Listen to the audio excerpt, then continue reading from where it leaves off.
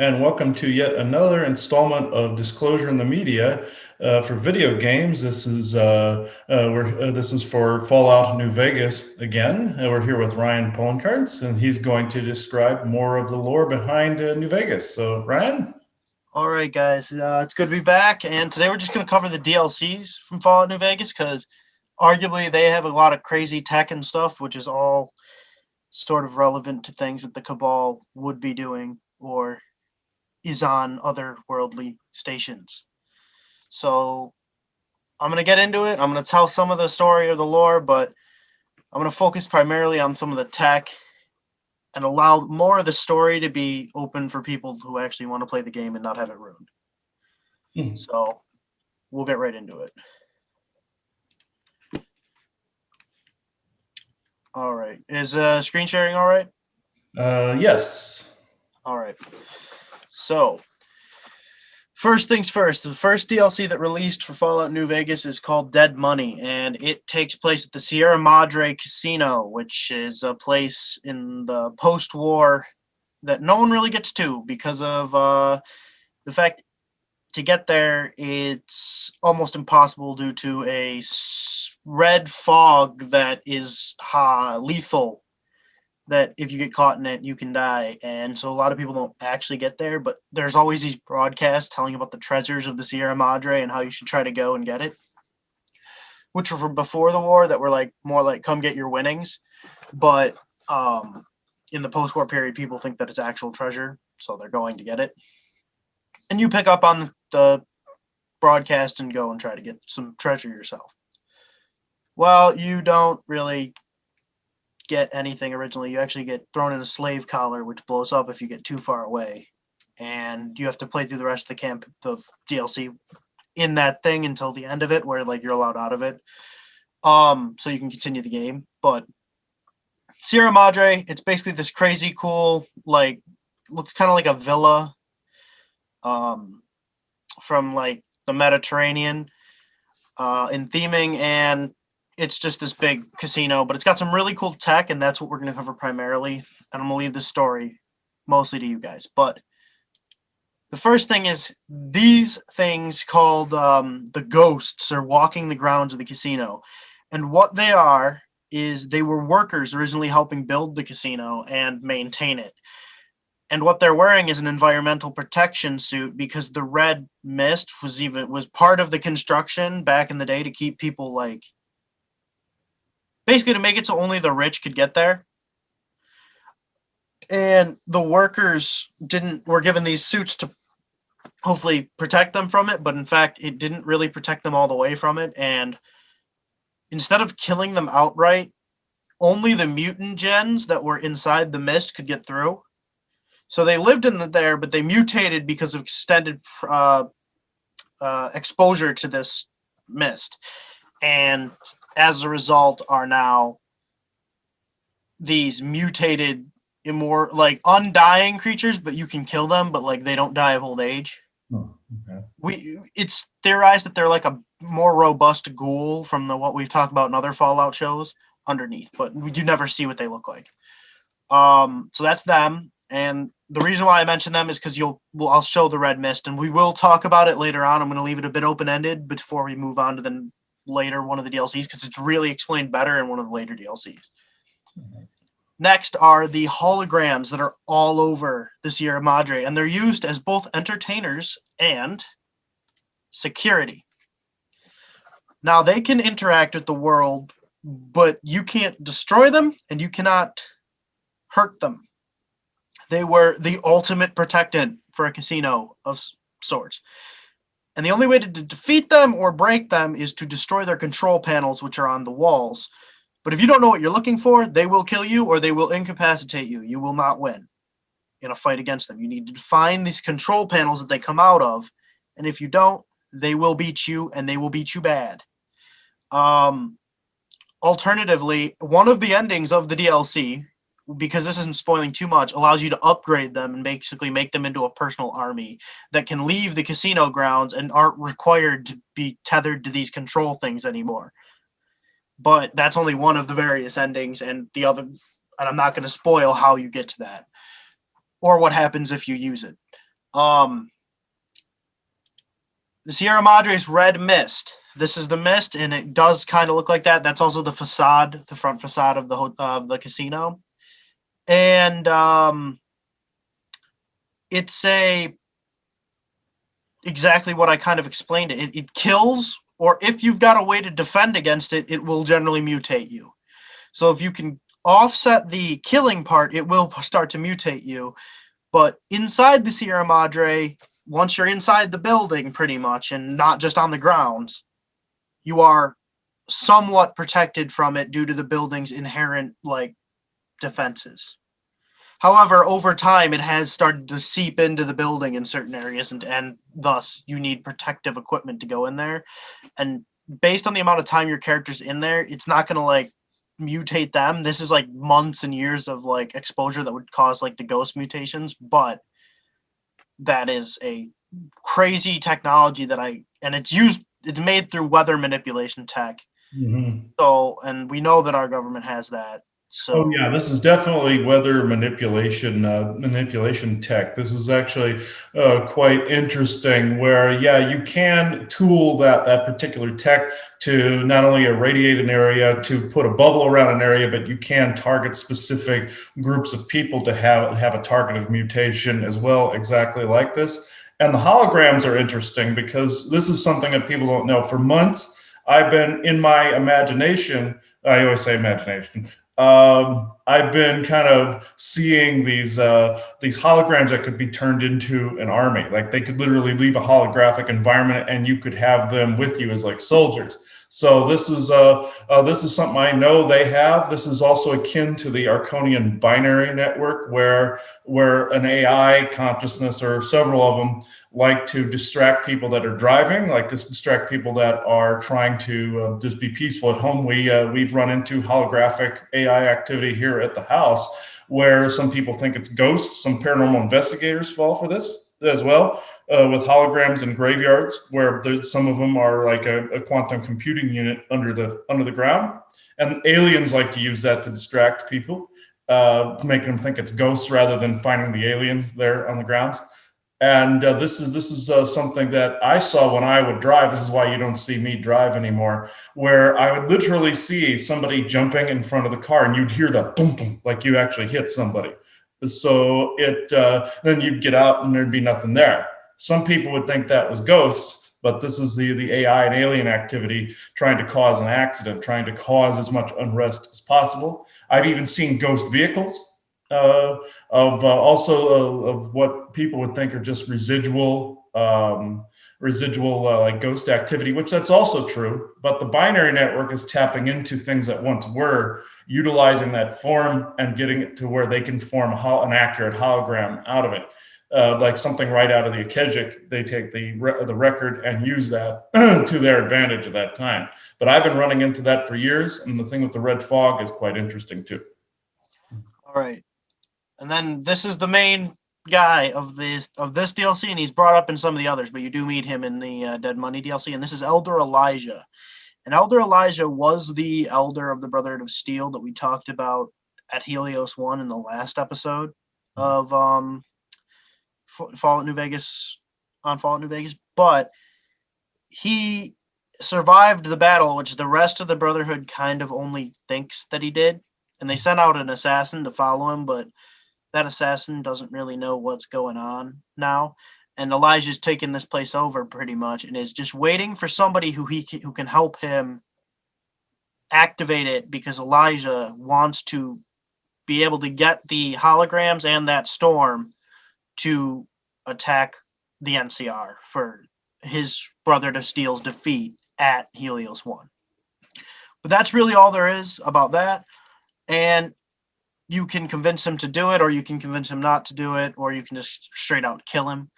But Elder Elijah is like the big bad. I'm not going to go too much more into his story right here, because it's very interesting and it's a reason for you guys to play the game. And because we're covering these games, I just do want people to actually go out and try them, because I'm giving you the sum of the story, hopefully, so that you will, because they are really great games, and we're only scratching the surface of the stuff that is in these games. Mm-hmm. Most important stuff, because otherwise we'd be here indefinitely. We could be. We'd be here for hours and hours and hours, and I would highly recommend New Vegas. I've been slightly addicted to New Vegas recently, so it's very, very interesting and how dynamic it is. Yeah, yeah. Yeah. All right, so that was the whole of the first DLC. Even though it was one of the more important, it was of ours the second most important. I didn't want to give away too much of the story, and the rest is pretty much story based. But those two technologies in particular are very important for what's been going on with the world. So now we're into the second DLC, and it takes place in Zion. And before I go any further, though, I do want to reiterate. We'll go back to that Sierra Madre picture. What the main theme of that entire DLC, in my opinion, is, and that is, and it's stressed throughout the entire DLC, is that starting over isn't the hard part in life. Letting go of things is. And so that's like what's stressed. That's what the main meaning that you're supposed to take away from that entire experience when you do this DLC is that. Mm-hmm. And you can mirror that into like pretty much anything. Interesting how they incorporated that into that series. Now I want to play that DLC to see how far they go into that concept, but I have not played that yet. But yeah, that's very interesting how they put that particular lesson as a form of disclosure, of letting go of certain things. What is it really saying in that, Ryan? Is it like saying like letting go of like, say, what the treasure is and all that other stuff? It's more like every character you meet there, including yourself and your story there, has to do with letting go of what you know so that you can actually start having a new experience. Interesting. I'm actually very glad to hear that they incorporated that in there. Now I'm curious and I'm going to have to go look, but that's really cool. And actually, there's one more piece of tech that I almost missed, and I think there's a reason why. And that's this thing. And what it is a vending machine. And what it does is it was made so that at the Sierra Madre, you wouldn't have to use United States currency. You just would have to transfer your currency into like their chips, basically. And it is a replicator.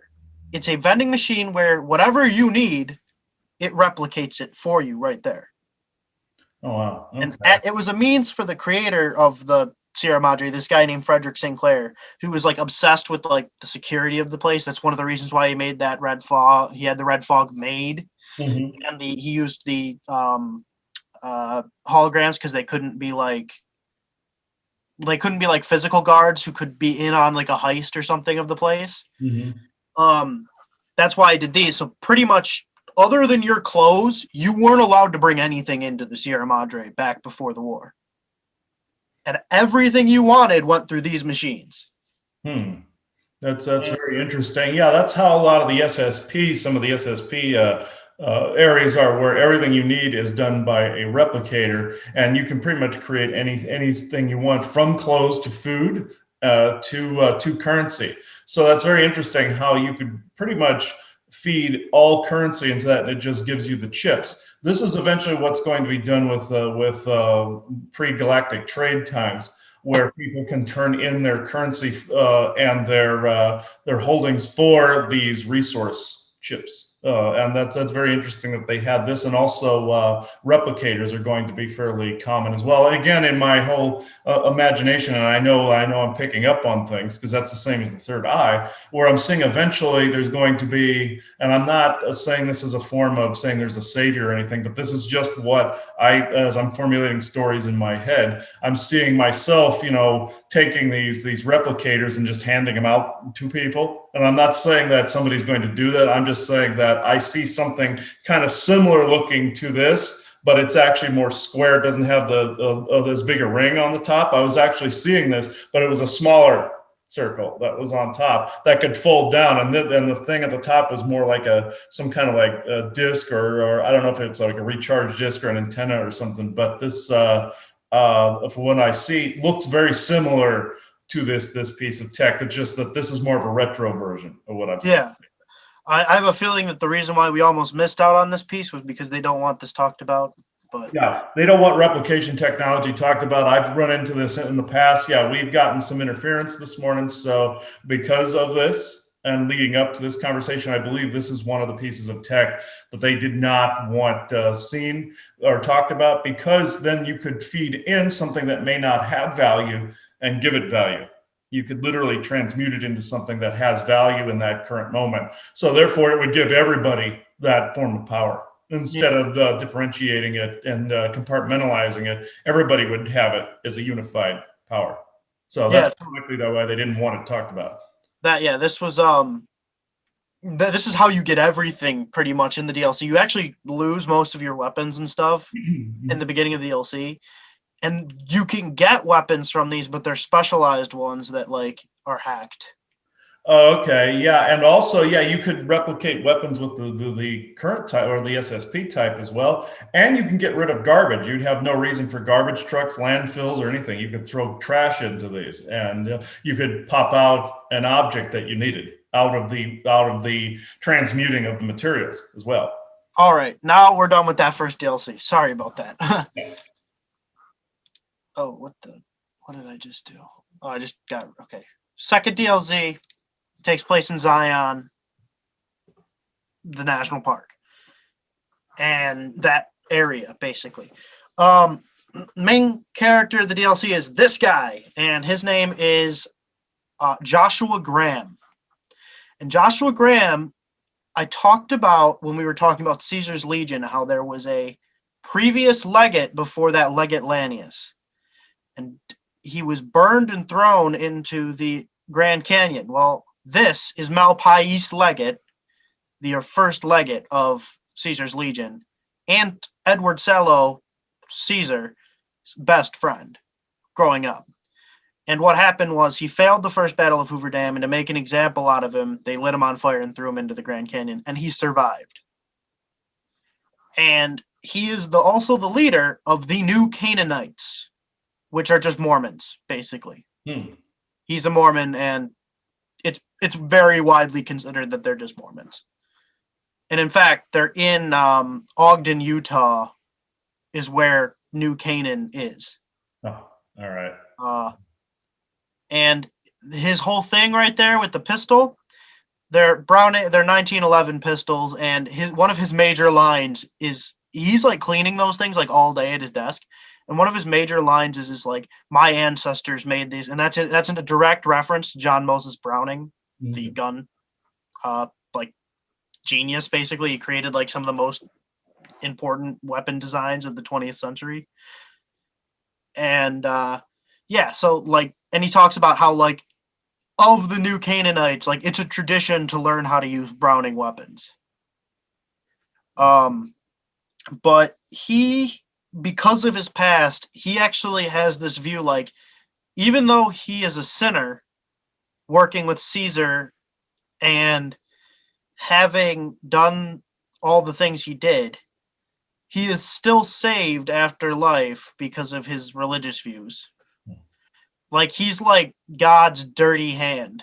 That's kind of how he sees himself the entire time. Like he does the work of God, but he does it in like a dark way. Like he does the dirty work for God. That's his viewpoint. Basically the destroyer type viewpoint. Yeah. Yeah, he is also the leader of the New Canaanite faction, who are at war with a group called the White Leg tribe. And the reason why the White Legs are at war is because a character that we'll meet in the final DLC, Ulysses, was working for Caesar's Legion and promised the White Legs they would be able to join Caesar's Legion if they destroyed the New Canaanites and killed Joshua Graham. That's kind of it. And basically the entire DLC story is dealing with the war between the New Canaanites and the White Leg tribe. If you're with the Caesar's Legion, of course, you're going to aid the White Legs in destroying the New Canaanites and Joshua Graham because that's the will of Caesar, and it would grow the Legion. If you're not, you're going to join with Joshua Graham. He's a really interesting character, and you won't automatically be in conflict with him if you're with Caesar's Legion, but that's just what like a purist playthrough of each side would be like. But it's a really interesting story. I highly recommend checking out this DLC because it also goes into tribalism in Fallout and how in areas that won't be like cities, after a nuclear conflict like that, they will revert to a tribal society. And when I mean tribal, I mean like what we as modern Western humans see as primitive tribals, not at like Native American tribes that still use technology and stuff like now. These are like live in a teepee, don't wear much clothes, subsist off the land sort of tribals. Yeah, I feel that's the way it would go too. If there was a conflict like that or a nuclear fallout like that a couple hundred years later, like this game is, yeah, you would definitely see the reversion of people back into more of a tribal state of being. I feel, especially if technology was wiped out. At first, you'd have a Mad Max type of scenario, and then eventually you'd have tribal factions like that. I feel. Yeah, Fallout New Vegas, just for context, takes place in 2281, so 210 years after the Great War, basically. 210 to 211, because we don't know exactly what the start date for Fallout New Vegas is. Right. But we know that it was October 22nd when the nukes fell in 2077, so yeah. So basically, Fallout New Vegas and Fallout 4 take place at the same time on the timeline, just at different parts of the country. But yeah, so that was Joshua Graham. One of the new weapons that is in Honest Hearts, which is the second DLC where Josh Graham is here, is called the Compliance Regulator. And it's actually a really cool laser weapon. And what it does is it's a laser pistol that, kind of like in Star Wars, is permanently set to stun.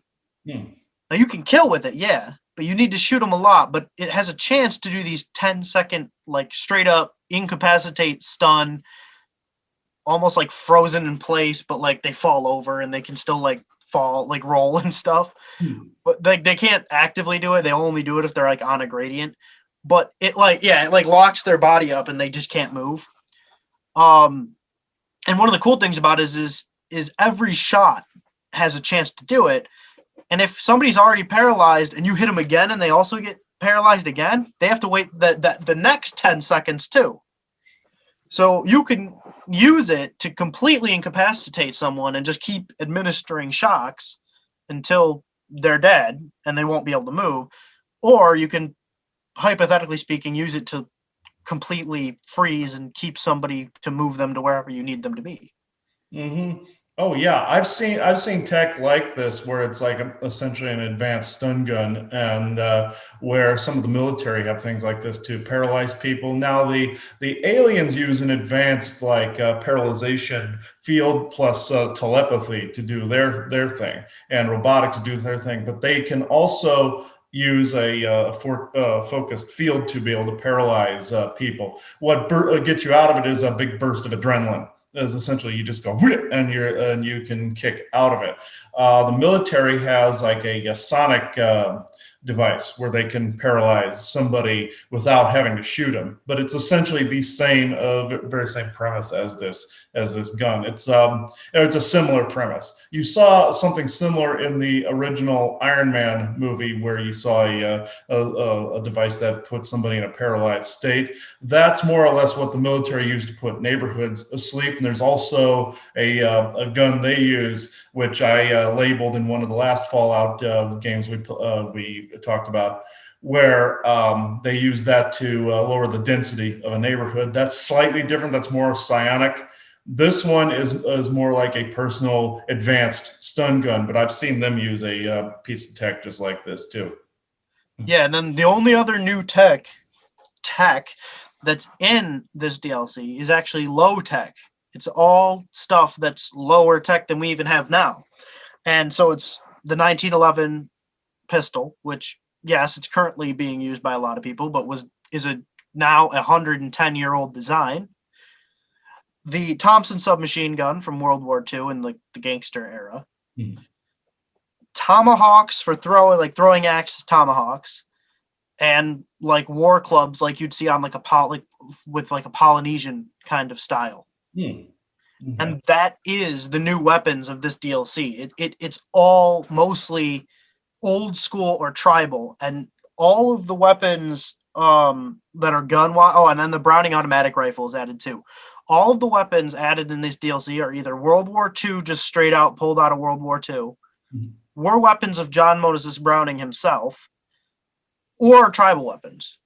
And I believe that the main themes of this DLC are just that tribalism and the lowering of technological understanding will happen in remote places if disasters like the Fallout, like that happened in Fallout, happen, and that religion is so deeply ingrained in the human psyche because of programming and just millennia of being in a system like this, that regardless of what happens, it will remain in some capacity. Yeah. And it won't matter if it's the end of a civilization. We've seen that with like the end of ancient Rome and ancient Greece and stuff. Those religions remained, even if they changed. A nuclear holocaust, just like in Fallout, the Mormons are still there, and so are like Scientologists and other religions in this Fallout. And so new ones were made. Alien landings and galactic incorporation. Nothing will change. Religion will adapt, yes, but it won't go away entirely.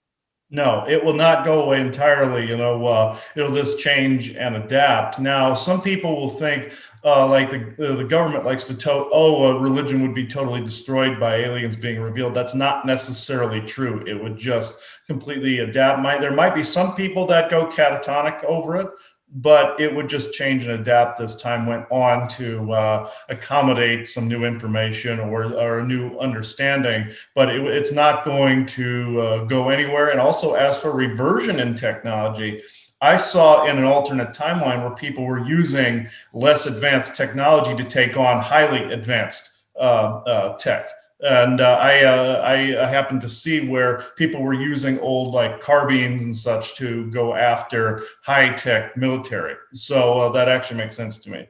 Yeah, and the whole big point that I was trying to make with this is that, yeah, we're going to be going through like big life-changing events in the next 50 to 100 years on this planet. But the religion won't change. And Joshua Graham himself is the best example of it. Because he sees himself, like, he's in a post-apocalyptic world, but he still wants to commit holy war against the tribe that's attacking his people, because his people are like completely this Mormon ideology, basically. So he sees it as like a religious war, because that is what they are. They are basically inseparable from their religion. Yeah. Oh, yeah. I could see a situation like that happening. I think another bit of information that some of these people out there didn't want us to talk about was this type of scenario where some people think it's a well-known fact that religion would just fade and it would be a completely secularized society with aliens around, and that's not necessarily true. You'd have spiritual beliefs, and also you would have all the world religious beliefs, and it would just slightly change. I don't believe it would really go anywhere. Yeah, and these are the just an idea of what tribals look like in Fallout as well. But yeah, Fallout, like Joshua Graham even refers to himself as an angel of death at one point, and doing the work of God that God can't do himself. And that alone is kind of the best view about how religion is handled in these games. Oh yeah, that is an extremely good example. I've not played this DLC either yet. I'm going to, but yeah, that is a fantastic example. Yeah. All right, so and then these are the new like tribal weapons as well. They look like earlier like native weapons mixed with like our modern like manufactured junk, basically. Yeah, that's kind of what it is. I mean, this one's just like a carved piece of wood, but yeah, the tomahawk especially is just 2 railroad ties and a pipe. Yeah, maybe like if the Native Americans were to have manufactured stuff around them, that's essentially what would have happened. Yeah. Yeah, so now we're into the third DLC. The big one when it comes to tech. We are going to be talking about this DLC the majority of the rest of this time. And that is because it takes place in a place called the Big Empty. And the Big Empty was once called Big Mountain.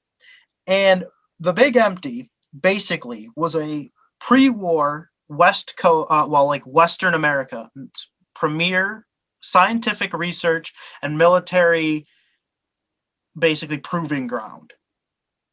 It manufactured, researched, built, and just dealt with new military technologies and just technologies in general, led by a group called the Think Tank, which was a group of, I think, 6 or 7 scientists, and they ran the place and still do by the time of the DLC. We'll get into that in a bit.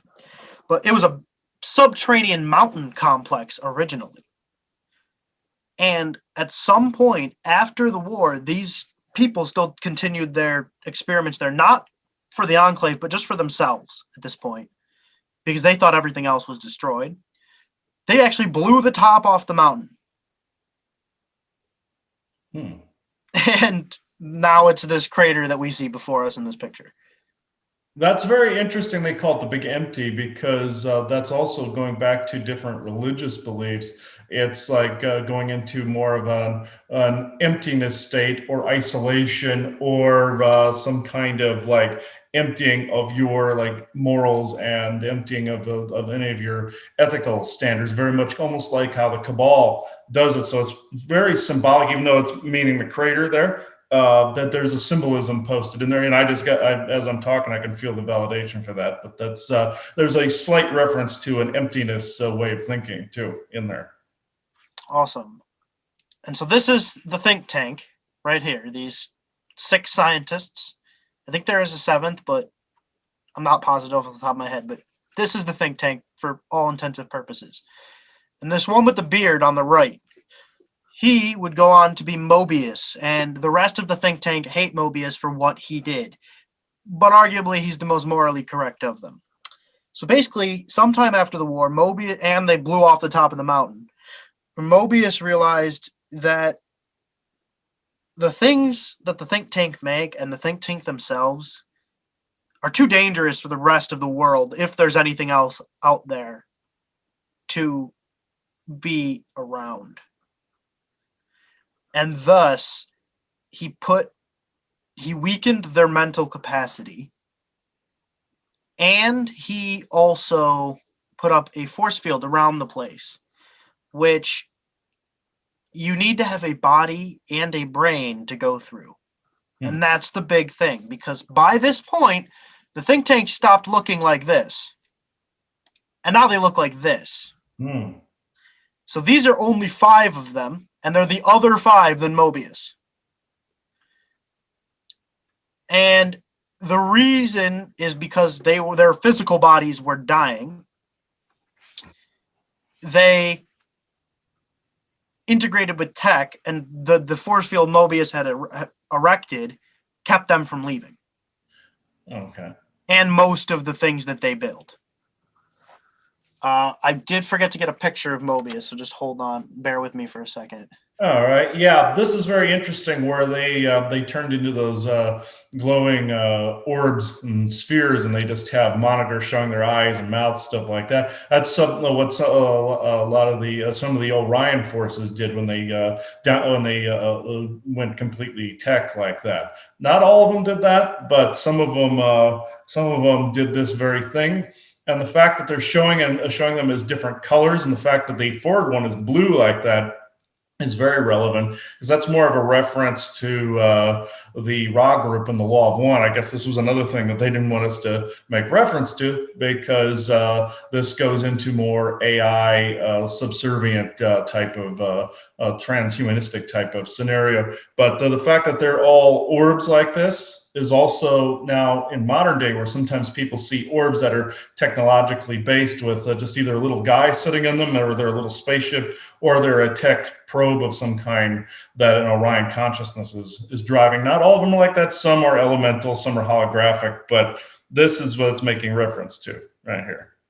All right. So, yeah. So the think tank became these robots, and the reason why they chose these and not like the robo brains that are already established inside Fallout is because they're far more maneuverable, basically.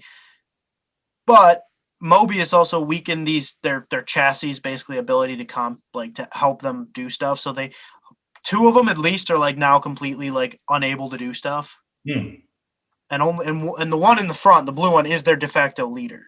Okay. So you stumble upon this, and you stumble upon it because of, where is that picture?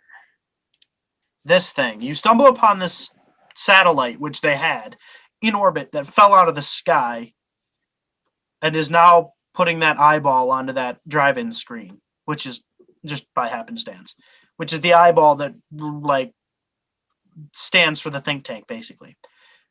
This satellite was originally part of the think tank's way of getting new test subjects after they exhausted their original supply, which were, I'll get into that. Because this is something that after we finish talking about the think tank, it'll be the last thing I talk about in the DLC, but because it has to do with more pre-war America. Mhm. But this satellite, basically, kind of like you'd see in like an old alien movie, shoot a beam down, but instead of like just raising the person up and doing it, it just teleports them to the big mountain facility. So it's kind of like Beam Me Up from Star Trek, but it just beams them to where they're to the Yeah, facility. it's a teleportation or displacement type of tech. Yeah, the aliens been known to do that. They'll either pull them up, like you hear people being pulled up and yanked into like a port, or they'll teleport them very much like this. And the fact they use the eye, that is a symbol that the Cabal like to use quite often as well. So what the think tank then tries to do is they realize now that they need someone with a brain. Oh, and that's Mobius, by the way. That's what his robot looks like. Oh, okay. That the one eye screen got destroyed when the other think tank members realized what happened when like he trapped them there. But so what the think tank does, they realize that they need like a physical body to leave. So they abduct you because even though they have a lot of physical bodies around, they don't have physical bodies that are fresh enough. So they abduct you and they try to turn you into what one of their worker drones called lobotomites by removing your brain and your internal like heart and spine. You're not dead, because what they do is they put in tech that's meant to control you and turn you into these lobotomites. In fact, the lobotomites look like, where are they? Did I get a picture of them? No, I don't think you did. Oh, crap. Basically, they just look like, I'll just pull up a picture. Yeah, go ahead. Yeah. Thought I had Lobot. Why does he keep coming up? The fact he keeps coming up. Yeah. He's come up 3 times now. Which one was he? What movie was he from? Empire Strikes Back. Okay. Yeah. Okay. Yeah. The fact that he keeps coming up, that's very interesting too. He keeps coming. He's like the guy that goes around Lando Calrissian. No, that's right. Yeah, that's his assistant. Yeah. Yeah. Yeah, these are lobotomites. Oh wait, this is somebody's YouTube video, but this thing on the left with the gun. Okay. That's a lobotomite. The thing is that they can't actually turn you into one. Because what they don't know about you is that in the beginning of the entirety of Fallout, you get shot right in the head. And a bullet goes into your brain. Mm-hmm. And you were fixed up by a doctor. And so you lived. You were fixed up by a doctor. But the automated doctor technology they used to remove your organs couldn't do the thing that it wanted to do because of the bullet wound that's still technically there. Oh. So it pulled out most of what it could, but you still have faculties over yourself, even with these tech brain and stuff. And it just uploaded your memories too, the tech brain that they added in. And your brain, the think tank are studying it to see how to, like, your own memories so they can try to be you when they leave. Oh, okay. Well, you do get your brain back. And one of the cool things is you get to actually have a conversation with your own brain. When you meet it, you can convince it to like come with you, or you can just steal it back, or you don't even have to do it, because if you help the think tank out at the end, they turn off that force field. But there's added benefits if you get your brain back, because your brain has actually been learning things the entire time that's been out of your head. Oh, okay. And so like it's smarter than when it came out of you. It's really cool. It's this really trippy conversation, and I'm gonna like not go into too much details about what it's like, what it talks to you about, because it's something you just have to experience. Okay, it's one of those things that can't necessarily be explained. It's very interesting. You say you have a conversation with your own brain. In certain meditations, you can actually have a conversation with your subconscious to see what is ailing you, what it is holding on to. And sometimes your own subconscious, your own brain, your own mind will say yes, no to things. Well, if you go into it as more of an etheric being interviewing your own physical brain and your own subconscious, you can find out what's been compartmentalized. Say if you've been abducted by aliens or what have you, you can find out that way in more of a displaced way if you're trying to figure out information. It's not always the smartest move in the world, but it does work. Yeah, no, it's similar to that in a way, but even your brain critiques the things you do. It even says like, "Oh, there you are. Oh, what have we been doing? Oh, we've been strutting around the big empty here through irradiated waste pits and dealing with the enemies of the think tank." That kind of stuff. It has like this. It sees itself as superior to the you because you're not it anymore. But it still sees like the organic matter that it was with as it. So it's really cool. It's just this. It's impossible to explain it and do the conversation justice. You can watch the conversation on YouTube if you put in like Fallout New Vegas talking to your brain. It will come up and you can watch the thing there. Okay. But playing through it is when it's just like whoa, and you actually have to convince your brain to come with you if like you're trying to do it the right way. Otherwise, the brain will not come with you. Ah. Like you have to pass a speech check to get it back. Oh wow. So, all right, there's Mobius again. Now we're getting into their tech, and their tech is crazy. I have an entire page of notes just on their tech. Oh wow. And a half because just this page is non-biological tech. So the first thing that they built that I'm going to cover is the Robo-Scorpions. Built to defend and guard the Big Mountain Research Facility, they're scorpion-like automatons that possess lasers in their claws and in their stinger, and are made of Saturnite, which is a specialized alloy cement that the think tank developed.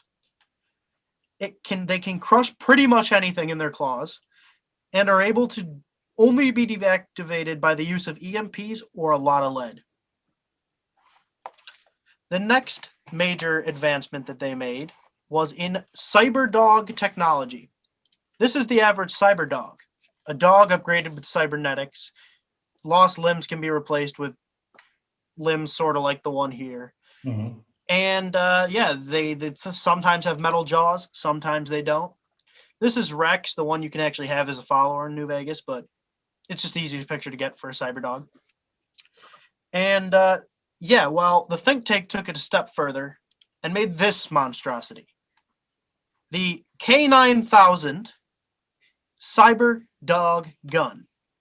Mm-hmm. It has a dog's brain, and that thing on the end, that like antenna, is a smell sensor, and it's basically using the dog's ability to like use their nose to hunt out enemies, and the gun can like auto aim on them, and then all you have to do is pull the trigger. That's very interesting. Yeah, so this is the kind of crazy military tech think tank was making. Now, I don't know of any tech the compartmentalized factions or anything have like this, but I don't put it past them that they could create this. Now, with like the CyberDog, for instance, they are breeding highly advanced dogs for that have extremely even more so advanced senses of smell. They're part of bull mastiff, and I believe there's some German Shepherd in there as well. And they have robotics inside of them. Yeah, I believe they have some advanced robotics inside. They don't have it on the outside like this retro look, but they have it on the inside. So you could say they have robo dogs. Yeah. Yeah, and the think tank actually made some of these normal robo dogs be able to like talk and hold conversations and stuff. Oh, okay. And also Even but other pre-war scientists had done that, but theirs are like able to like really like reason and stuff. Hmm. And even the dog guns can talk and bark and like do like high like quantitative reasoning. So yeah, that I don't put it past the cabal or any of the military corporate factions and everything to take it that far with a weapon. Could they do it? Do they have the capacity? Yes, they do. I personally didn't see that, but I have personally seen the dogs though. So that's interesting. The next thing that they worked on were advanced stealth suits. And the reason why the think tank were tasked with doing this by the US military and not on their own accord was China had advanced stealth suits in the Sino-American War in 2076. And basically, the easiest way to think about that war was US and power armor, China and stealth suits. So the US was like, we need stealth suits to keep up with China. Hmm. Thus, think tank stealth suits. China never really got power armor. And just to show off, that's what the Chinese version of their stealth armor looked like.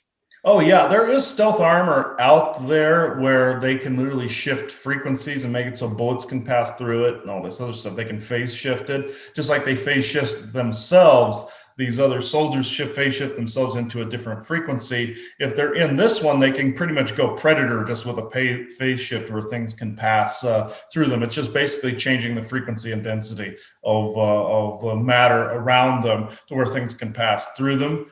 Even though with this, I don't believe bullets could pass through them, but this is what some of the military have here. Yeah, these are just like you basically when you're sneaking, you're invisible and stuff in these. Mm-hmm. The cool thing about the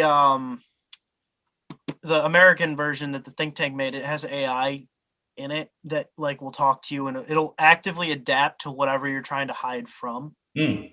Okay. Like the Chinese ones, it's implied that they just kind of go invisible and you're only invisible to like your to like sight.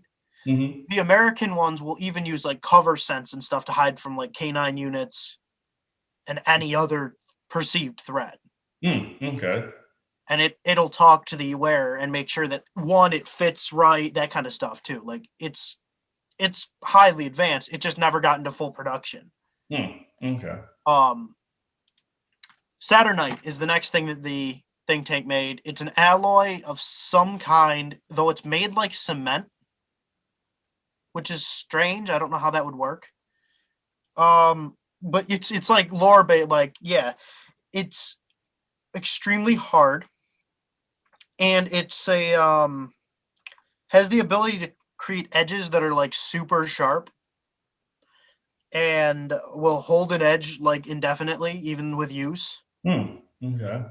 And it can withstand extreme temperatures. Like put it on the surface of the sun, and it will not melt.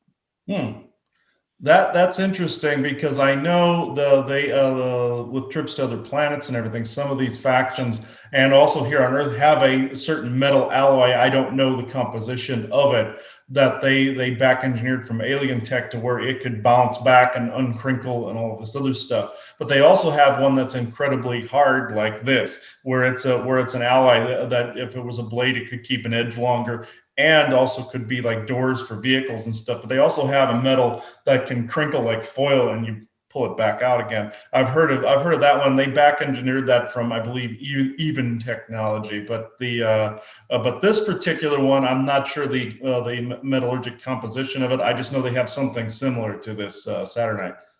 Yeah, and it's also said to be used in the Robo Scorpions, as I mentioned before. Their specialized power fist adaptation, which is like a big glove that it's got like a big piece of Saturnite on the end, and when you punch something, it'll do extra damage.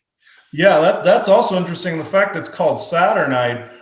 These are some of these are worshippers of Saturn, pretty much, and also the Soul Trap technology is essentially associated with Saturn for the most part. So this is actually interesting where they bring Saturn into it, or Satan in some instances. So that's interesting that they have that very subtle reference to Saturn. Yeah, and then it was also used in armor plating and artillery shells that could basically cut their way into stuff before exploding. Okay. The next major thing that they made is, we're going to jump back to that first DLC for a minute. The think tank is responsible for the holograms. Okay. They built that tech as well as the red fog. The think tank is also responsible for building the weather manipulation tech. So both those things were made by the think tank, i.e., basically Cabal scientists, because they worked for the government in a secret underground facility. Mm-hmm. Mm-hmm. And that's also akin to, we haven't done Fallout 4 yet, but that's akin to the Institute in Fallout 4. People will get to that in a later game video. The next thing is the robotic harness. This thing is really messed up, but only because it was it never fully finished production, and the think tank just gave up on it. The robotic harness was created to allow the corpses of US GIs to be returned to base at death, so that they would be able to be returned home, so that a body of a US soldier would never not make it home. Mm-hmm. The problem is that the think tank never actually finished development, and the ones that were in development you couldn't get off. They could be reprogrammed to do other things, but they couldn't be programmed to they just couldn't get them physically off of a being. Okay. And thus, they just reprogrammed the dead bodies that were in them, that people lived in them until they died. Mm-hmm. They just reprogrammed these corpses into work because they couldn't get the thing off anyway. So they were like, "Oh well, it's a body now. Though we can program the robotic harness that it's on to guard the facility and do other menial tasks." The reason why it's screwed up is that they're just using a corpse. And even the think tank, there's a report that's on one of the computers in the think tank's offices that was like, "Oh yeah, just put every soldier in it. We can keep them fighting after they die." Okay, yeah, that also makes sense. I heard of things that were in the works to try to be able to reuse corpses. This disclosure has been put in multiple other games too, like Wolfenstein, for instance. They put it in there. There's been a lot of stuff about nano reanimating corpses to keep fighting and keep working. So this is a loose reference to that. That's interesting. They couldn't get the device back off of it though in that sequence. You'd think they could just pull it right back off, but that is messed up. The fact that they are reusing the people. Well, they did finally figure out how to cut it off. They had to use Saturnite and create these things called cosmic knives, which they would have to cut the harness off with, but in the process it destroyed the harness. And the think tank were like, that would be a waste of resources. And we're in a resource war, and how to win a resource war is you use resources the most efficiently. And so it was obvious that they were like, yeah, no, so we advise, if we're gonna actually put these into production for the military, you just use them to keep the bodies fighting. Okay. But that's kind of eventually they figured it out, but it was at a point where they just didn't care about doing it anymore because they thought the world was ended. So then you come across these corpses that are still walking around after that long. Yeah. And they'll attack you and stuff. Yeah, it's just like, how in the Elder Scrolls where you have the skeletons walking around because of magic, they at least apply a scientific premise to why skeletons are walking around in this one. Yeah, pretty much. Yeah. I talked about the teleportation and the weather manipulation, and now we get to talk about their funniest inventions. Toaster. This is a toast. It was how they were dealing with the robotics and their AI, and so they uploaded this toaster with AI that wants it to burn the entire world to the ground and control the world, or just nuke everything. And so now there's this evil toaster with a genius level intellect of AI running around, and you can actually do missions for it, and it'll upgrade equipment to fire effects for it, radiation damage and fire damage to other weapons and stuff that you give it, and it'll upgrade them to that. And it's got the funniest lines about how it wants the world to burn, and how whenever it gives you a new thing that it's upgraded, it's like, now go out and burn with it, go kill the world. But that's Toaster.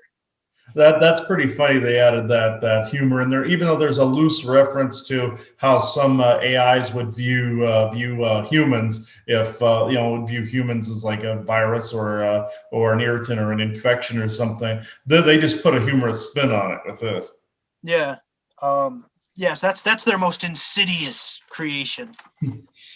But now we're going into their biological things that they've done, which are arguably just as bad. Hmm. So the first one is the Cazador. Now these you can find pretty much throughout all of Fallout New Vegas. I guarantee Chris has run into them at least once in his Yes, own I life. have just once. Yeah. And yeah, you probably think they're awful after you experienced what they were.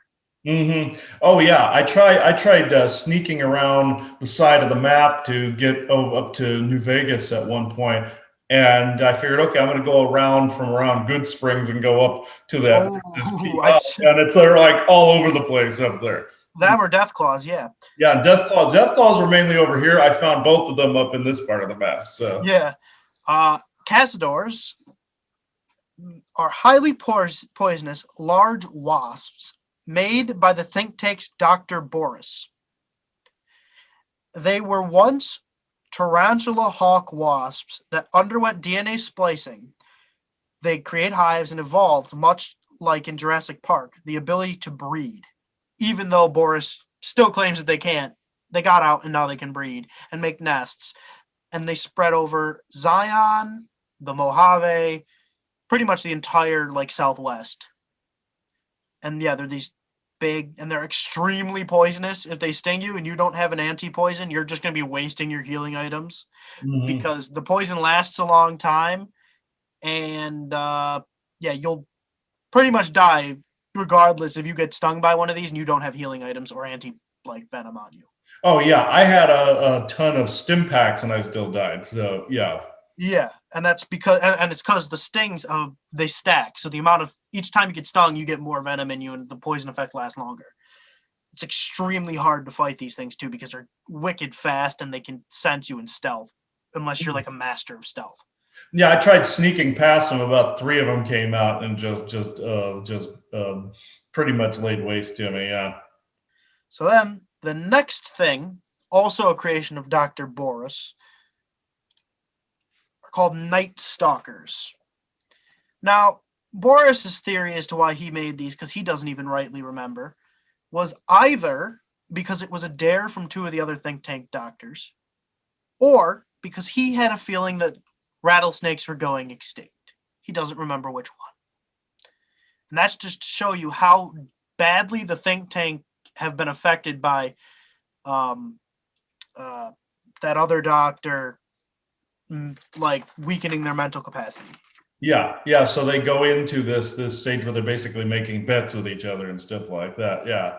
Yeah, like well, no, this was all when they were still human. Oh, this is when they were still human. Okay. Like the brain that's inside that machine, Mobius has weakened it to the point where it can't even remember why it did what it did. Oh, okay. All right. But what they are is they're a mix of rattlesnakes and coyotes that have been. Let me read my thing. So, Night Stalkers are a mixture of the rattlesnake and a coyote, creating a powerful canine with a rattlesnake's heat sensing abilities, Hmm. venom, and the rattler on the tail. And with further DNA splicing, gave these creatures the ability to become invisible for short periods of time so they can sneak up on prey. Oh, okay. They breed like normal dogs and they nurse like normal dogs. However, they lay eggs. So it's not live birth, they lay eggs, but otherwise once it comes out, it's like it acts like a puppy. Oh, okay. All right. They also they have the eyes of a rattlesnake and they have like that heat vision. Mm-hmm. And they're primarily nocturnal unless you're inside of a cave where they live and then they have like sentries. Okay. Yeah, I haven't encountered these guys yet. Yeah. Yeah, you really have to be in the right part of the wasteland at night to see them. Mm-hmm. And they hunt in packs and they will give you poison damage and stuff. But once you know that they're there, they're easy to take out. But they will get off a bite most likely before you figure it out unless you have a companion that can tell where they are. Oh, okay. They're dangerous, but not as dangerous as the Cazadors, in my opinion. Oh yeah. The Cazadors are bad. This is also a slight nod to Greek mythology with Cerberus, where he was part lizard, part dog as well, even though he had three heads. This is a slight nod to that, and also the fact that the scientists are also a slight nod.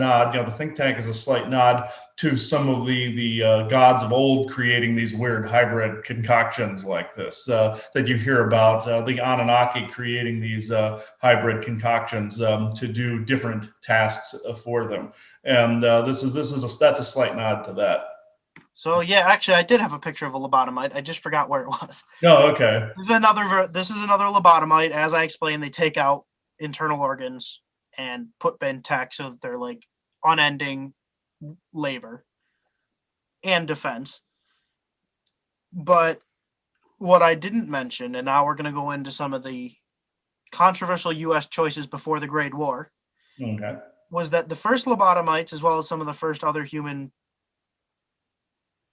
experiments of the think tank, were the residents of a pre-war Chinese and Chinese and communist, like known communists, internment camp, called the Little Yangtze concentration camp. Okay. And this was a thing, just like how the United States interned Japanese Americans during World War II. In the lead up to the Great War, the United States government did the same thing to Chinese known communists. Okay. But as well as military, like enemy POWs, as well as like people that went AWOL and stuff, all ended up in these concentration camps and were either forced labor, forced experimentation, or death, pretty much. It's implied that there was it's implied that there wasn't like an ethnic cleansing, like it wasn't like a genocide. But it was implied that like they were used for labor and experimentation. Oh yeah, this is the kind of thing that goes on even now with some abductees. Of course, you have the secret space program, of course, with all the experiments that go on there. But you have people abducted from the national parks, and you have bases like Dulce, for instance, in New Mexico. That there's a lot of abductions that go on there, where people are experimented on. Some people aren't put back, and they're permanently missing too. So, so there is a truth to that they've added into the story. And so now this will just bring me to the main theme that I took away from the DLC. Okay. Is that mad scientists create powerful but insidious things when they're not like reeled in by like scientists will do this if allowed to do whatever they want. It will always get to things like this. Yeah, I agree. Yeah. And the brain is where life really is. If you're anything, you're your brain.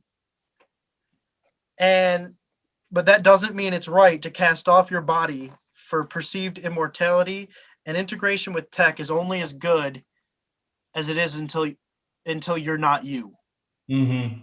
Yeah. Those are the main themes, is that like scientists will do this if given the chance, in the idea of pushing the envelope and seeing what can be done, even though it's completely inhumane. And that integration with tech is only as good as like you're still you. And don't try to give up your body for immortality, because we'll see what happens. Yeah, that's never a good idea to have science be unhinged like this. This is how, like I said, with the secret space program, you're dealing with people that have no checks and balances, that have nobody, like no oversight committee to keep them in check. So therefore, they're creating these weird concoctions over and over and over again. Body transfer tech, time travel, any of them. And nobody is really overseeing, except for a benevolent source, that is. That's why you don't see it go completely bonkers more than it has. It's this is basically, there's no checks and balances there. That's why you have these weird things that they've been doing over the decades. So that's a good sum up of this DLC. Yeah. I don't know. Is there anything you're getting in particular about this DLC before we move on to the last one? Other than what we've said, no, not really picking up anything else. All right. But I feel like all of these technologies and stuff are things that the Cabal has done or is capable of. Oh yeah, that's essentially what I was picking up on. These are things that they've either done or in the process of doing currently. Yeah. All right. Again, just to say goodbye to our friend Toaster. That's funny. And now we're into the last DLC called Lonesome Road, and it takes place in a place called The Divide, which is Hopeville, California, I believe. And I know the place is called Hopeville, but I think there's a real place in California called Hopeville, but I don't know. I believe there is, yeah. And basically, it's your penultimate challenge in Fallout New Vegas. It's in a recently nuked area, much like Fallout 76 is. Mm-hmm. But even more recently nuked than Fallout 76, like within the last 3 years. Okay. There are Scorched, which are like human, they're like ghouls almost, but they're still like have the effects of radiation on like going on their body. Mm-hmm. They kind of only side with themselves, and they're made up of both Caesar's Legion and NCR soldiers, most of them that are left. Mm-hmm. Which is crazy. Like it shows that like after that, then they'll put aside their differences, but before that, they'll fight to the death. Like it would take a nuke to break the ideology of these two groups. Oh, okay. Like that kind of life-changing event. Mm-hmm. Like living through a nuke to do that. But what it really is, it's also you learning about your character's past before the events of the game. All right. And how what you did when you weren't even in control of your character is coming back to bite you in the ass now.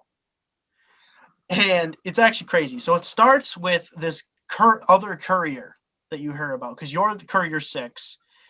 And I believe he's courier 10, but I don't. Basically, he goes by Ulysses to like every other time you hear about him. Mm-hmm. And you've seen little snippets of Ulysses throughout the entire rest of the game. Ulysses met Elder Elijah, who was also at where the think tank was in the Big Empty before you got there. He'd been through the Big Empty, trying to learn, and he had also been through the Zion, all in an attempt to learn what makes a nation a nation. Ulysses was once a member of Caesar's Legion after his tribe was assimilated into it, and he was one of the Legion Fumentari, which is like their special reconnaissance group. Caesar became disillusioned with the Legion and how it, in its attempt to grow, wipes out everything that once was. It's forced integration, basically. And so he defected out of the Legion and decided to settle down in Hopeville. Well, about the same, just before that, your character helped found Hopeville. And you guys flew the American flag, and you showed that you were going to rebuild America regardless of what anyone else thinks. And the NCR, like, you guys were on a tentative basis with them. You let the NCR station troops there, but you were independent from the NCR. And the Legion hated the idea of Hopeville because it stood for pre-war America, not just their current enemy. Mm-hmm. So the NCR was like trying to get you guys to forcibly join them. The Legion was going to blow you up, and you were the courier. Well, they weren't going to blow you up, but they were going to just forcibly subjugate you. But they weren't even across the Colorado yet, so they had a ways to go. They already saw you as a threat, so they were going to try to take care of you early. Mm-hmm. Well, you inadvertently helped out as one of the leaders and a courier. There was a base under Hopeville, and you brought missiles there to help defend it. Well, one of the missiles blew up the town. And because you brought the missiles there, even though you weren't the one that set them off, and Ulysses was trying to start his new life there, he kind of holds that against you because there's no one else he can hold it against left. And Ulysses is this like philosophical character, sort of in like the way that Socrates would like question literally everything that anybody did and would like give them an answer that would go against their choice regardless of how they conducted themselves. Yeah. Ulysses kind of does the same thing. If you try to come at him from either angle of which side you were on the whole time, he's like, well, no, that's not what I mean. You did this because of this. You created me. and I am your biggest mirror.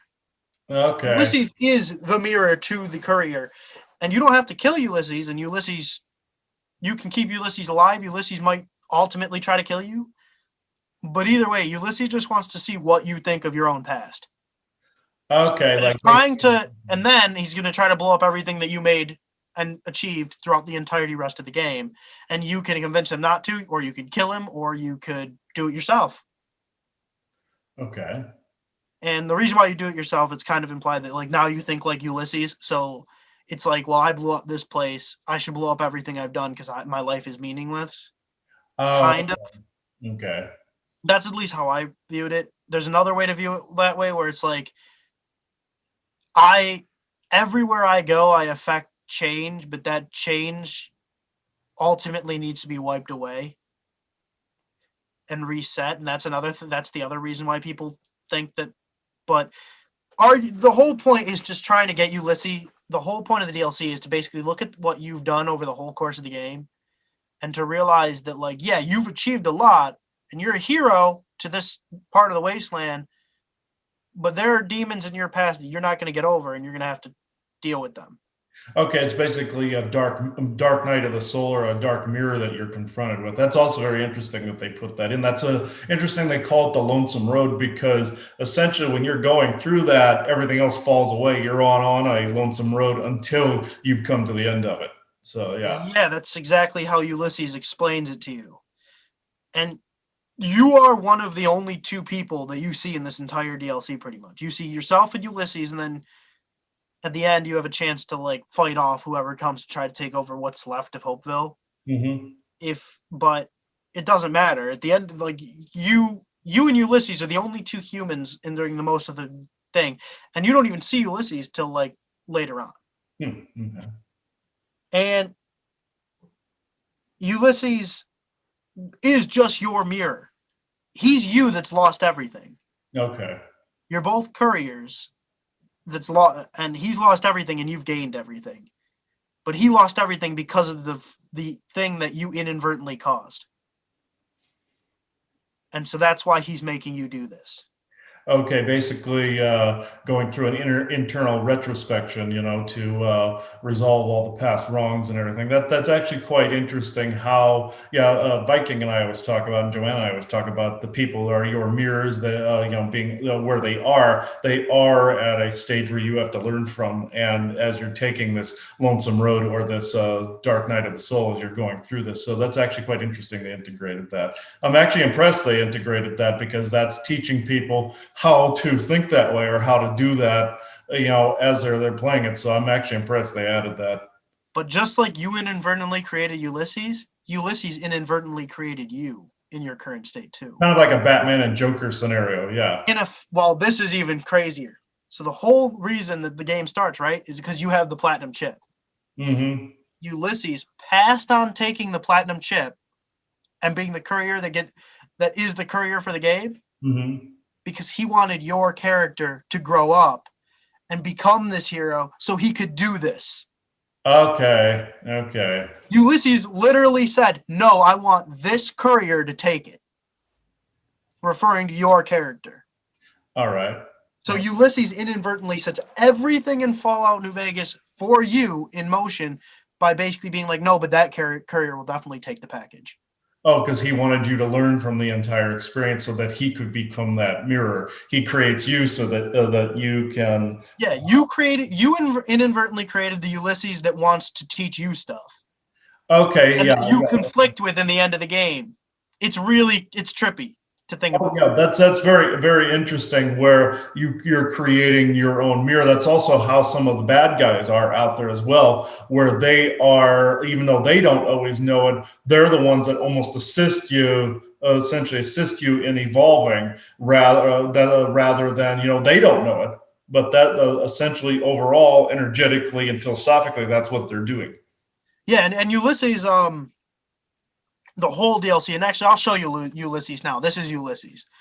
And he even states that, like, if you had died while carrying the chip and doing everything else you've done, then that's when death caught up to you. But he makes the point, like, you are annoyingly hard to kill. like he's like, okay, well, I had originally hoped when I passed up on giving you the chip that you would die carrying the chip, but you didn't die. And then you didn't die when you crossed everything else off in this wasteland off your list, and I'm all that's left. And if I have to be the one to kill you, I will. But Ulysses' whole thing was like, I don't know. Ulysses is really hard to understand as a character because he doesn't give you any clear answers to stuff. Like at first he really wants you dead because you inadvertently destroyed Hopeville when you brought the missiles there. But you didn't set them off. So it's implied that there was a mistake that one went off. Oh, okay. And like you had nothing to do with it other than the fact that the missiles were only there because you were involved in getting them there. You transported them there, so he blames you for that. Yeah. Yeah, even though you were still part of the founders of Hopeville, but yeah, he was like, and he wears like the old American flag because when he moved to Hopeville, that was like the symbol that he chose to stand with now. Okay.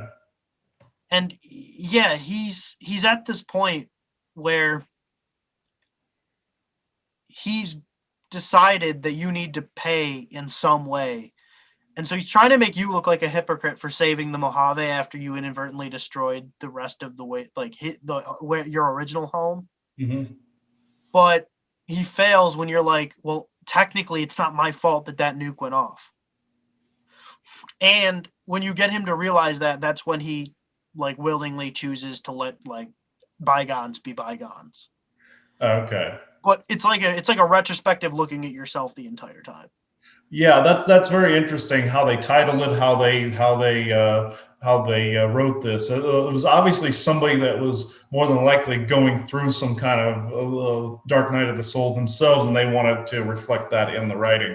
That's what I pick up anyway. Is the one or several people were going through something like this, so they wanted to add that in.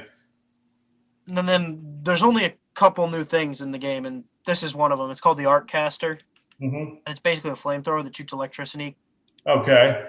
Yeah, I've heard of things like that too, where they can literally shoot electricity like a phaser, or even to go so far as to have almost like a staff-like weapon. I've seen Galactics use those. I've seen Agarthans use things like that. It's the same physics as that. I've seen electrical weaponry. There was also Tesla's Death Ray, where he wanted to create an electrically based Death Ray. Proper death ray. So yeah, that's I can actually see why they added that in too. Yeah, but that's kind of the only thing. The weapons you come out of this DLC with, your God mode at that point. The other ones, but they're all versions of already existing guns in the game. This is the only new piece of like weaponry that gets added to your arsenal in this DLC. But yeah, that was Fallout 3 New Vegas's DLC. All right. Yeah, I don't know if you're going to show any gameplay this time, but I'm not, because that would take hours. Yeah, it would take hours. So what I will do is I was hoping a Galactic would say something, but I'm not. I'm getting more of a feeling with this rather than a person. Let's see here. I was hoping. Let's say somebody would come through here. Anybody? That's surprising that there's nobody at the moment. Let's see. I'm getting more of it's a validation for this. I was hoping like maybe a member of the Mozen or a member of the Saranan groups would come in. Okay, here we are. Yeah, let me see here. Okay. It's hard for me to hear you. Who is this, please? Okay, I'm going to have to validate your identity before I say anything. Do you let me see feel your open heart space, please?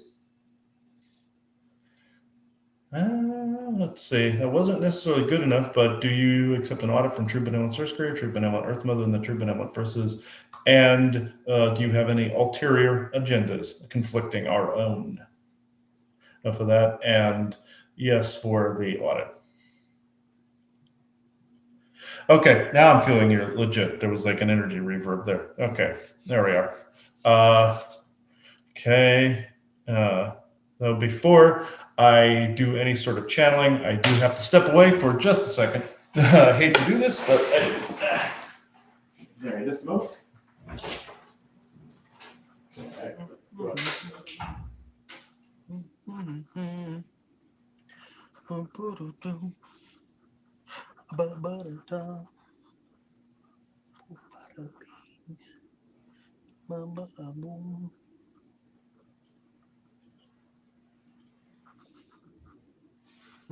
don't want to set the world.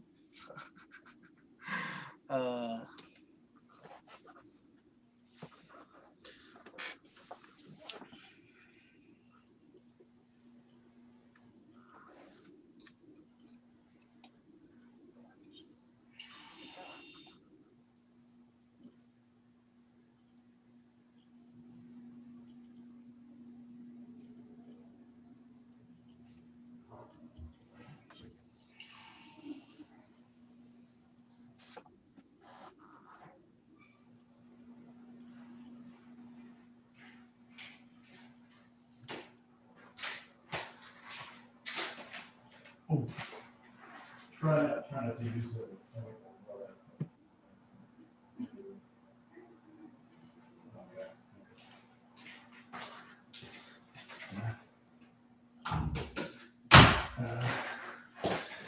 Sorry about that. It's inadvisable to do any sort of channeling when you have to go to the bathroom. So, I've learned that one the hard way. So, yeah, that was not fun before. Yes, you can wet yourself if you do it wrong. So, that was ages ago. I learned that the hard way. So, all right. Okay, I'll edit all that out. So, okay, now we have with us, I believe, one of the Saranan people. So, let's say here. This is one people are quite familiar with. You've heard me mention on past shows about one by the name of Elena. And she, yeah, that is you, yeah. Oh, yes, and that's a whole group of you. Okay. All right. Dang. All right. Dang, you're raising the energy pretty high. All right. There's just so there's like this cool tingle in the air when they're around. Her and her family members are around. So are you the spokesperson for today? Sometimes they like to switch spokespeople around, but the different groups like to have figureheads of who talks.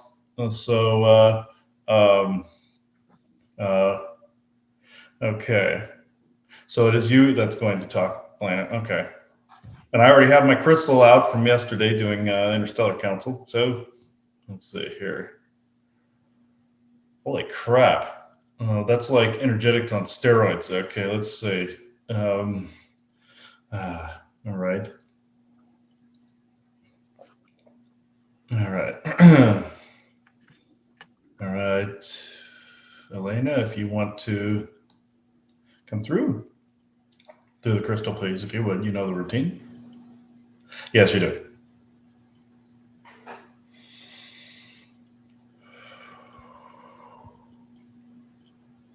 Oh, that's weird. Okay. Man, guys are really focused. You must be cutting through something. Or blocking something. Hello. Interestingly enough, he is correct. We are blocking as a group, as a unified force, if you will, not melding minds or anything like that, but we are indeed blocking a particular force that is hell-bent on disrupting this conversation. You may ask this, is this violating any rules? Not necessarily in this fashion. Now, to what has been spoken about, the tech that has been advertised, let's say, in this episode is indeed 100% accurate, even though it has retro looks to it in that particular stylization. We have seen this amongst our own people that coexist amongst your own. We have witnessed this amongst different military factions and also the different scientific factions that do not necessarily have, as he says, a checks and balances to create whatever concoctions that they wished. It's just like, as you would say, the gods of old not having checks and balances. It is these very same beings that have shared this particular mendacity with all of you. This is quite interesting. Also, the scenarios of the weather control and of even the replication units, of which we are all familiar with. This is a complete disclosure of all of these devices compiled into this one broadcast. This is another reason why they interfere. Some people ask, why would they interfere with talk about games? It is because it is a compilation of the different technologies and the different comparisons all thrown into one chunk. This is something they do not like because it is a comprehensive collection or collective of that information. So therefore, they don't necessarily like the fact when people do things in this particular way, comparing one thing to another thing, or comparing a group of things as one conceptual chunk. They do not like this. So therefore, they are coming at you in this way. Plus, the previous game, it was spoken about the different factions and how they operate. This is also something they did not wish. Also, the fact that it was centered around Hoover Dam, where they have more going on there than meets the eye. Let's just say it is more of a laboratory than anyone thinks, and it is also a point of abduction where people do not necessarily know that they have been there. Let's just put it that way. Just like the base he mentioned, Dulce, Hoover Dam, and the surrounding can be areas of alien and military abductions as well. This is also why this was not necessarily the thing that they wanted spoken about. I know this was not in this game, but in this particular one, every bit of tech that you have seen, exaggerated little or not, is a representation of something they possess. So I can go into questions. So, as we've talked about, the Fallout series differs than the Elder Scrolls because the Elder Scrolls showed galactic races and galactic history. The Fallout series is primarily dealing with the kind of people and technologies that are currently going on here right now. And that when used improperly is what the game pretty much shows. Mm-hmm. However, these technologies, we have to stress, would do great in good people's hands, used properly. Most certainly, if used properly, this technology could be of a benefit. Very much like your 5G, for example, where people have been hit with its radioactive bursts and have had burns different parts of their body and are affected both physically and etherically by its technological base. But what if I told you you could also use it for a healing technology as well? If it were reattuned and put in the proper hands, it could be attuned to heal the masses and keep a healing rate up versus lowering the immunity rate, which is currently it is being used for. So yes, any of this technology put in the correct hands could be what you would call a godsend to society, say such as your teleportation, or some of your beaming technology, as you would say. But as it stands, it is being used for negativity currently. Yes. So I just wanted to stress that point because I feel as if we talk about the technologies in these games like they're negative because it's being shown in that way. But I don't want people to take that away from that. I want the people to realize that the same technology will be used to help people in the future. And that it'll also be technology that most likely will be reliant on, not just utilizing soon enough. And that before we even get too far off the planet, most of this will be in people's hands. Yes, you are correct there. Your society would have to be reattuned, let's just say. You are already accomplishing this by changing your mindset and your heart space intentions. But also, when you get up to, as some would say, the Star Trek level of technology or a different classification of civilization. This would then give rise to you going to different parts of the galaxy, you see. Even though there are some of you that currently have this tech, when it is more widely shared later on, then this would give rise to that type of travel more universally. This particular tech will eventually not necessarily be abandoned, but the negative uses of it will be abandoned, and other people will find ways to repurpose the technology for primarily good. Yes, will there still be weapons technology? Of course, for defense purposes, but it'll be more like Star Trek, where they converted the military and the spec ops groups into more exploration groups like starship captains and the like. All right. And with the Fallout in general, now that we've been through a lot of it, and we have Fallout 4 coming up next month, what does your race, being the races that like to portray themselves in that sort of World War One to World War to like Korea look, what do your people think of those games and the fact they use sort of that look when portraying an antiquated view of the future? It is actually quite interesting. The Mozen and the other Cassiopean groups actually like this quite a bit, because even in the harshest of scenarios, people would fall back on what would be more of a simpler technology or a simpler way of being.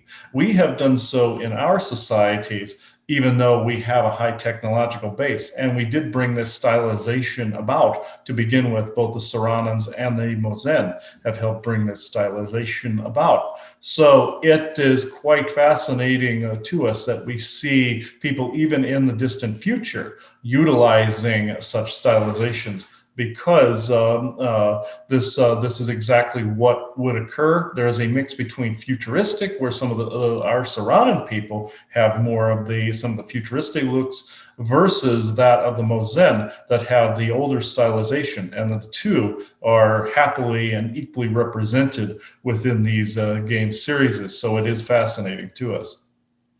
All right. Um,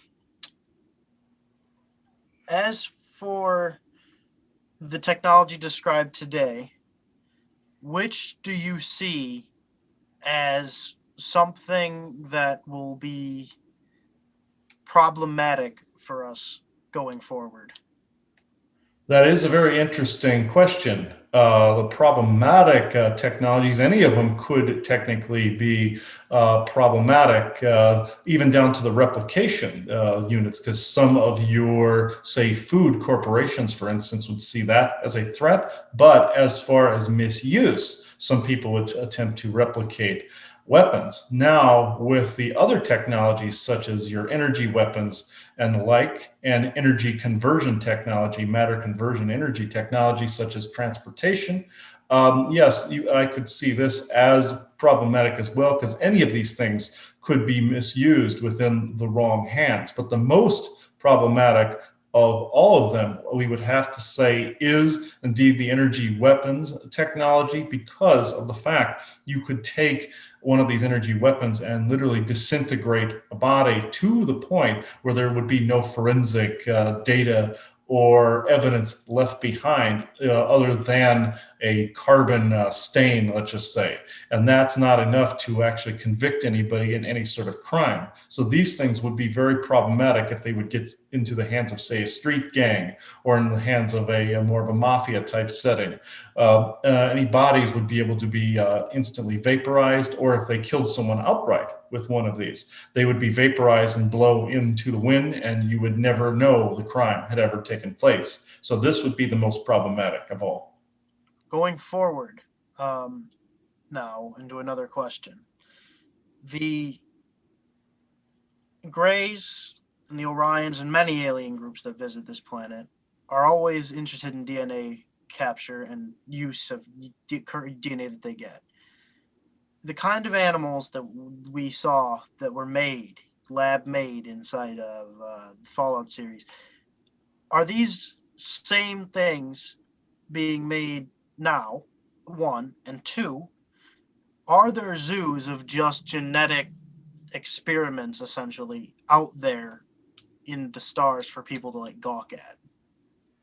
It would be yes on both accounts because the fact that those dogs are currently being used and over monstrous size of bull mastiff hybridization with your German Shepherd, Rottweiler, and Doberman Pinscher type of hybridizations, yes, already exist with an internal structure of nano enhancements. Yes, this already takes place. And yes, there is a place that was created by, unfortunately, some of your very own people and alien mixes that show different genetic freaks.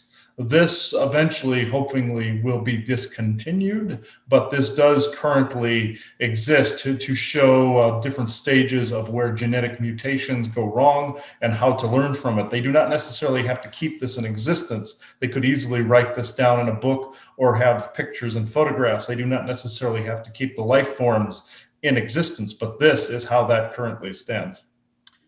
All right. And the final question that I have now has to do with the reanimating of corpses into soldiers and workers. Is that going on currently on this planet? Indeed, it is. There are people that aren't real that you will touch on in a further game called synthetic people. Those are more robotic, and they are a problematic technology that also currently exists in your culture that some of your bad guys are streaming other consciousnesses to and using them as a form of infiltration and information gatherers. But there are corpses that have been reanimated. You would call them zombies that they would be able to not necessarily put a consciousness into, but they not only have artificial, not necessarily life forms, but artificially grown clones that are, in a sense, dead. They are worker bees and worker type of people that help the military abduct people. They have a flesh-like breathing apparatus over the outside of their face and connecting to their esophagus for ingestion of materials as well as for breathing purposes. These are created in a lab. They have no intelligence. But as for reanimating dead bodies, yes, they have done this and they still continue to do this after someone has died. They may even, if they want a particular person to work with them permanently, they will have them die in society either through a fake death or a real one where they re-grab the corpse, bring back all the mental faculties of that particular individual, and they are a permanent slave since they are dead to society. But as far as also a rotting corpse being a continuous soldier, yes, in the very beginning, before they managed to perfect the technology, this was as such, and these would have appeared to be zombified soldiers to anyone that encountered them. Have they used these on other planets? Yes. And have they used a more skeletal form here on Earth? Yes, they have. This was an alien-born type of capability that has been used by different alien factions in your ancient history. This is where some of these tales come from, you see. And this was shared with some of your military. But was this of use to them for fighting different factions on your very own planet and others? Yes. This unfortunately is still going on, but they have perfected it to the point where they can just keep reanimating somebody and using them over and over again, either to put them into a new clone body, even if they lose their head, or they can just grow a renewed body using what he calls the molecular cellular solid capability and regrow a new body if the head survives, you say. These are a variation of techniques on that theme. Final question, though.